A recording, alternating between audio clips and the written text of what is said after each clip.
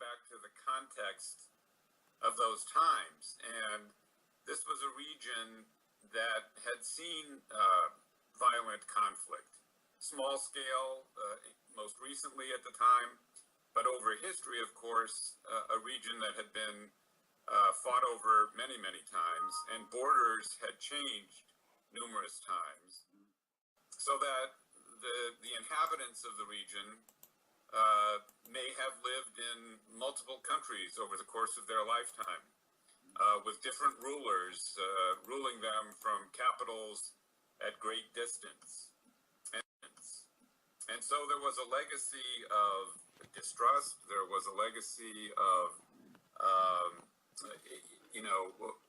misunderstanding. I think the Carpathian Foundation, by bringing people together, giving them an opportunity to actually work together on a constructive basis, slowly but surely helped overcome that legacy of conflict and build a culture of cooperation and peaceful resolution of challenges.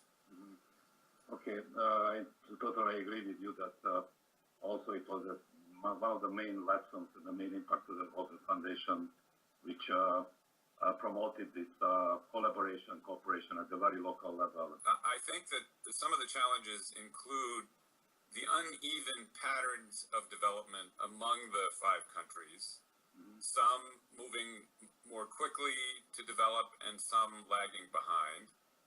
The persistence of corruption in some of the countries of the region, the difficulties that civil society faces in a number of the countries of the region.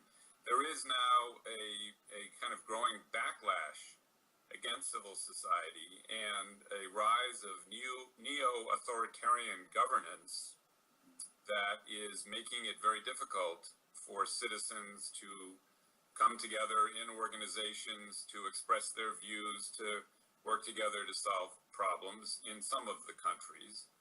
And of course, Ukraine, which was one of the original countries in the Euro region and in the foundation, has faced extreme challenges with the conflict with Russia and the annexation of Crimea. These kinds of problems that we see now in the region, one could look at them and say, we've lost a lot of ground, or we haven't made as much progress as we had hoped we had or thought we had.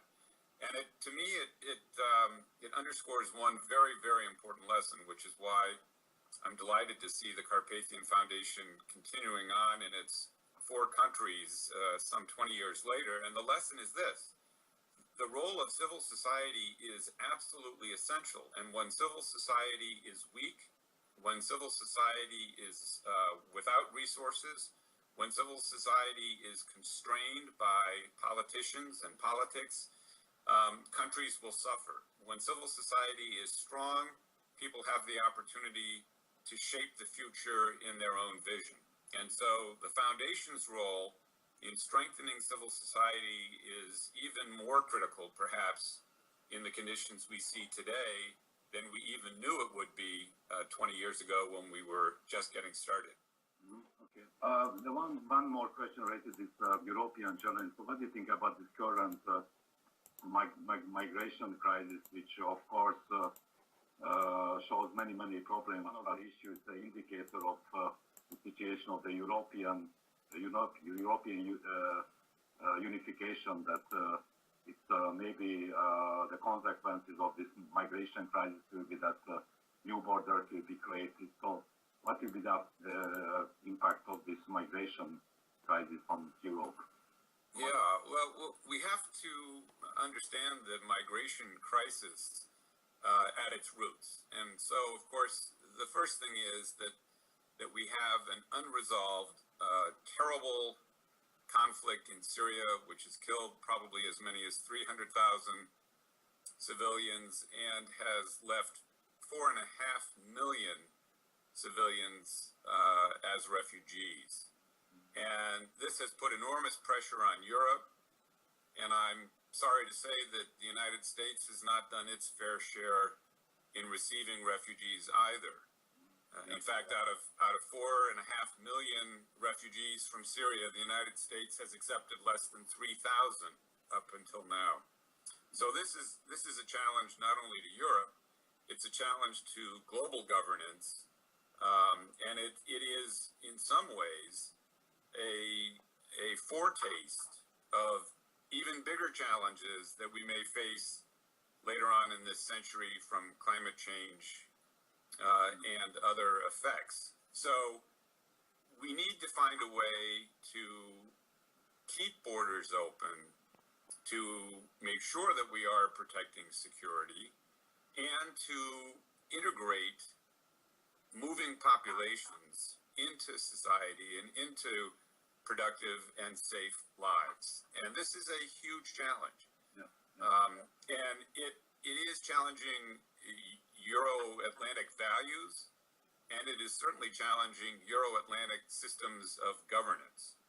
And I hope that we can, together, through civil society, through multilateral institutions, and through governments, come to a set of solutions to this problem that both work on resolving the conflict itself so that people can stay in their homes or return to their homes.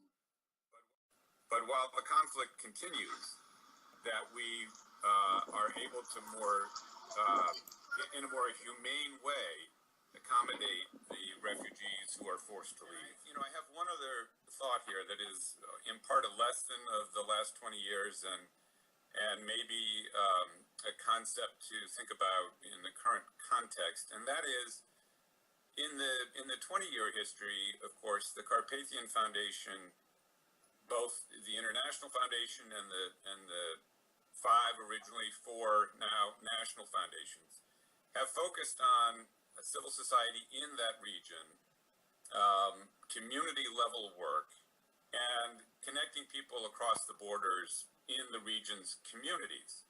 I think the next phase also needs to include an effort to connect the civil society organizations in each of those regions with their national governments, because national government policy in all of the countries is shaping the future in ways that are worrisome. Yep. And I think whatever can be done to strengthen the voices of civil society and to make sure those voices are heard in Budapest or Warsaw or Bratislava or Kiev is extremely important at this time.